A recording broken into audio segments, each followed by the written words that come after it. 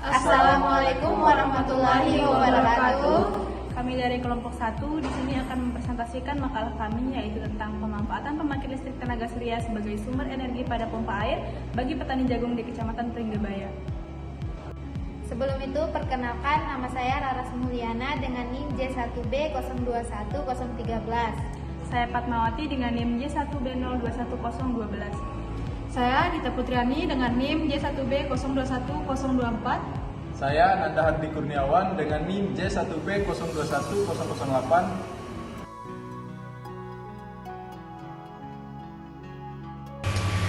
Dalam pembuatan makalah perancangan PLTS ini terdapat beberapa poin pembahasan, yaitu yang pertama ada pendahuluan, yang kedua tinjauan pustaka, yang ketiga analisis kebutuhan energi, yang keempat perencanaan sistem PLTS off-grid, yang kelima rencana implementasi, yang keenam analisis hasil dan pembahasan, lalu yang ketujuh ada kesimpulan dan rekomendasi. Pada saat ini, electrifying agriculture menjadi lompatan besar bagi sektor pertanian di Indonesia. Salah satu solusinya yaitu dengan memanfaatkan sumber energi terbarukan dan ramah lingkungan seperti pembangkit listrik tenaga surya.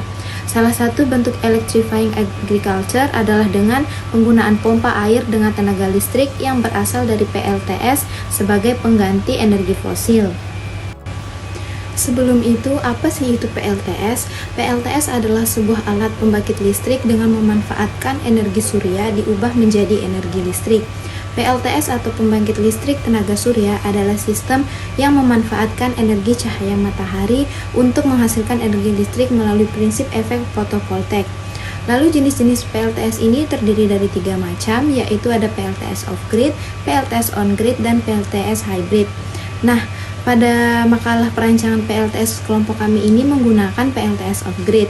Namun, PLTS off-grid ini memiliki kelebihan dan kekurangan. Salah satu kelebihan PLTS off-grid yaitu mandiri secara energi. PLTS off-grid memungkinkan pengguna untuk mandiri secara energi, terutama di daerah yang tidak terjangkau oleh jaringan listrik PLN. Dan salah satu kekurangan PLTS off-grid yaitu biaya investasinya yang tinggi. Analisis kebutuhan energi. Tabel 1. Spesifikasi pompa irigasi. Adapun spesifikasi pompa irigasi antara lain tipe pompa, pompa submersible sumur dalam atau celup, merek Osel tipe 3SDM 2/27, daya pompa 750 watt, tegangan 250 volt, frekuensi 50 Hz, material pompa stainless steel, kedalaman maksimum 49 meter, kapasitas pompa 45 meter per menit. Perhitungan konsumsi energi harian. Penggunaan pompa pada irigasi lahan jagung di dalam satu hari digunakan selama 4 jam dalam daya pompa 750 watt untuk mengairi 1,5 hektar area. Lahan terdiri dari 4 petak, maka akan dibagi 4 hari pemberian airnya dengan waktu kerja pompa 4 jam. Sehingga, jika dikalikan antara daya pompa dan durasi penggunaan pompa, maka total daya yang digunakan dalam satu hari adalah sebesar 3000 watt atau 3 kWh. Perencanaan sistem PLTS. Adapun lokasi yang dipilih dalam perencanaan PLTS ini adalah di Desa Labuhan Lombok, Kecamatan Pringgabaya, Kabupaten Lombok Timur. Merupakan salah satu yang berada di pinggiran bagian utara Kecamatan Pringgabaya dan dilakukan di lahan salah satu warga. Faktor yang diperhatikan dalam pemasangan PLTS diantaranya letak panel surya, sudut kemiringan, serta arah panel surya. Baik, selanjutnya di sini saya akan menjelaskan mengenai perhitungan kapasitas sistem pada pembangkit listrik tenaga surya yang telah kami rancang. Jadi agar sistem pembangkit tenaga surya dapat bekerja dengan baik dengan memiliki umur panjang, maka penentuan kapasitas setiap komponen ini harus diperhatikan dengan baik. Dan bagaimana cara menentukan kapasitas masing-masing komponen itu seperti berikut. Yang pertama, kita perlu yang namanya menghitung atau menentukan kapasitas atau kebutuhan daya listrik dari sistem yang kita rancang. Untuk menentukan kebutuhan daya sistem, jadi di sini kan beban yang kita gunakan pada makalah ini adalah pompa air jenis submersible dengan daya itu sebesar 750 watt. Nah, pada perhitungan bebannya itu dilakukan secara matematis, itu dengan rumus pemakaian daya sama dengan daya dikali waktu pemakaian. Jadi karena daya dari beban kita dari pompa air sebesar 750 watt dan waktu pemakaian itu 4 jam, jadinya 750 watt dikali dengan 4 jam itu adalah 3000 watt hours, atau kalau diubah ke kWh itu menjadi 3 kWh. Baik, selanjutnya di sini kita akan menghitung berapa sih kapasitas panel surya yang akan kita gunakan dan berapa jumlah panel surya yang akan kita gunakan pada sistem ini begitu. Nah, untuk menentukan hal tersebut sebelumnya kita harus mengetahui berapa sih nilai watt peak dari panel surya yang akan kita gunakan gitu. Dan di sini untuk titik puncak penyinaran matahari itu kita menggunakan berlangsung selama 5 jam untuk daerah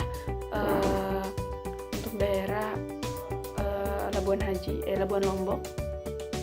Di sini untuk jenis panel suryanya itu karena kita menggunakan jenis monokristalin untuk nilai rate maximum power atau PM-nya itu sebesar 160 watt peak. Nah, untuk perhitungan berapa sih jumlah panel suryanya itu kita bisa menggunakan rumus jumlah panel surya sama dengan daya beban itu dibagi dengan puncak penyinaran dalam jam di sini dan dibagi dengan nilai watt peak dari panel surya. Karena di sini untuk daya bebannya itu sebesar 3000 watt hours, kemudian untuk puncak penyinaran itu selama 5 jam, kemudian dibagi dengan 160 watt peak sehingga menjadi 600 dibagi 160 itu sama dengan 3,75 dan jika dibulatkan itu akan menjadi 4. Nah, di sini untuk sistem ini kita akan menggunakan 4 modul surya. Kemudian untuk perhitungan kapasitas SSC-nya di sini itu kita hitung berdasarkan daya maksimal yang mampu dihasilkan oleh panel surya gitu. Karena di sini untuk panel surya itu menghasilkan maksimal dia ada 160 watt peak. Jika kita menggunakan 4 panel surya maka dia akan menjadi 640 watt gitu. Nah, atau di sini demand wattnya itu adalah 640 watt. Kemudian untuk perhitungannya itu kita gunakan rumus kapasitas SSC sama dengan demand wattnya dikali dengan safety factor, kemudian dibagi dengan sistem voltage-nya itu berapa.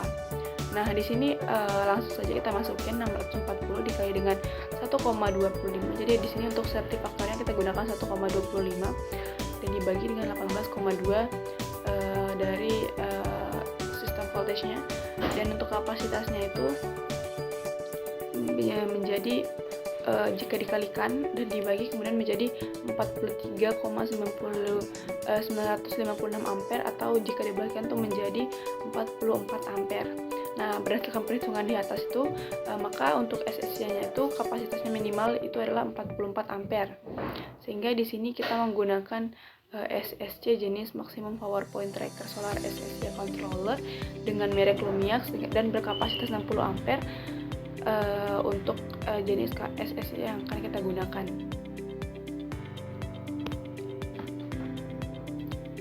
Untuk selanjutnya itu kita perlu melakukan perhitungan kapasitas baterai yang kita gunakan. Jadi untuk penentuan kapasitas atau kemampuan baterai dalam menyimpan energi listrik yang akan kita hasilkan dari panel surya itu di sini dianjurkan jika kapasitasnya adalah 1-3 kWh itu digunakan 24 volt dan di atas 3 itu menggunakan 4 volt. Maka di sini karena kita menggunakan yang 3 kWh, jadi untuk kapasitas baterai itu kita gunakan yang 24 volt. Jadi rumusnya itu langsung saja untuk kapasitas baterai 24 volt itu sama dengan watt dikali autonom dash dibagi dengan DOD dikali VS-nya. Sehingga di sini karena untuk dayanya itu 3000 watt, kemudian kita menggunakannya selama 4 kali, itu ada 4 hari penggunaan, kemudian dibagi dengan 0,8 ini DOD dari baterainya dan dikali dengan 24 volt ya tadi. Jadi totalnya itu sama dengan 625 Ah.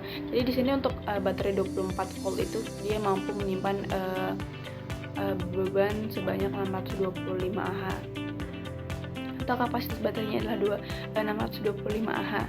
Nah, Untuk di sini kan karena kita belum mengetahui nih berapa sih jumlah baterai yang akan kita gunakan, jadi kita perlu menentukan berapa sih kapasitas baterai dari yang jenis baterai yang akan kita gunakan.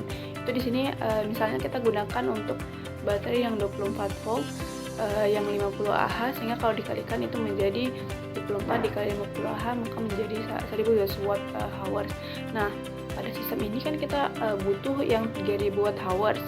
Jadinya kalau kita menggunakan baterai yang 24 volt 50 Ah, maka di sini kita akan membutuhkan sekitar 3 baterai begitu. Jadi pada sistem ini kita akan menggunakan 3 baterai dengan kapasitas 24 volt 50 Ah. Next, di sini untuk perhitungan kapasitas inverternya, di sini didasarkan pada besarnya daya maksimal yang digunakan oleh beban pompa air yang submersible dan juga nilai safety faktornya begitu. Jadi di sini untuk kapasitas inverternya itu kita gunakan rumus P kali safety factor. Jadi di sini untuk dayanya itu kan untuk pompanya itu sebesar 750 watt. Kemudian untuk nilai safety faktornya itu kita gunakan 1,25. Jadinya untuk kapasitas inverter yang kita butuhkan itu adalah 937,5 watt. Nah, jika di sini kita butuh kapasitas inverternya itu 937,5 watt, maka kita bisa menggunakan inverter sebesar 1000 watt gitu. Karena di sini kita gunakan yang 1000 watt itu untuk mengantisipasi apabila terjadi lonjakan daya yang mungkin terjadi pada pompa air submersible-nya. Nah, untuk desain komponennya ini di sini seperti biasa untuk masing-masing komponen dalam rangkaiannya itu kita rangkai menjadi satu. Itu terdiri dari beberapa komponen seperti panel surya, baterai, charge controller, dan juga inverter. Sehingga tidak lupa juga untuk bebannya itu berupa pompa air. Estimasi biaya. Biaya peralatan yang dibutuhkan dalam perencanaan PLTS ini dengan daya 3 kWh dapat dilihat pada tabel di bawah.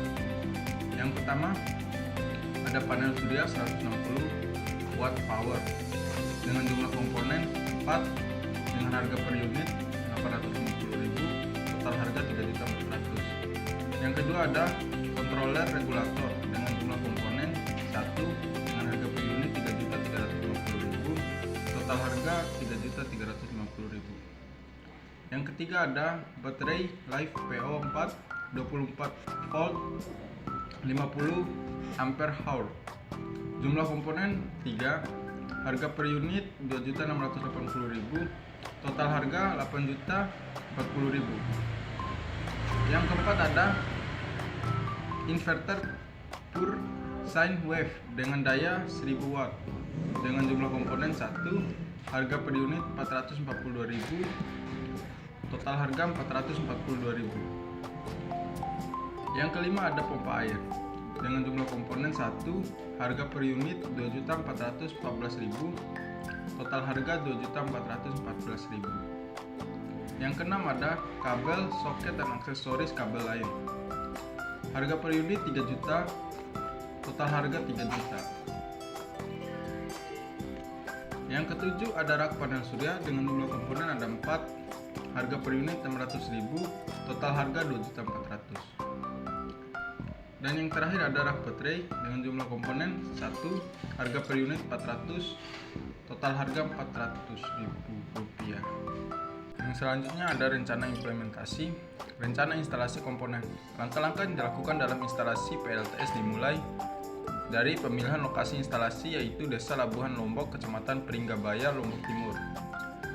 Selanjutnya melakukan perhitungan kapasitas sistem yang tentunya sesuai dengan kebutuhan listrik, pemilihan komponen-komponen PLTS yang sesuai, dan perancangan desain instalasi melakukan pemasangan PLTS. Rencana pengujian dan evaluasi. Tujuan dari pengujian ini adalah untuk mengukur besarnya nilai tegangan dan arus kerja pada panel pada saat melakukan pengisian pada baterai. Analisis dan hasil pembahasan efisiensi dan kinerja sistem. Yang pertama ada efisiensi panel surya. Efisiensi fotovoltaik merupakan sebuah perbandingan antara output listrik dari sel surya dengan energi berupa cahaya matahari. Yang kedua ada efisiensi SCC. Efisiensi MPPT dapat dihitung menggunakan perbandingan antara daya keluaran yang digunakan untuk mengisi baterai dengan daya masukan yang dihasilkan fotovoltaik. Yang ketiga ada efisiensi baterai. Efisiensi sebuah baterai dapat dihitung menggunakan perbandingan antara kapasitas discharging atau pengosongan dengan kapasitas charging atau pengisian. Yang keempat ada efisiensi inverter. Efisiensi sebuah baterai dapat dihitung menggunakan perbandingan antara kapasitas discharging atau pengosongan dengan kapasitas charging atau pengisian. Yang kelima ada efisiensi total.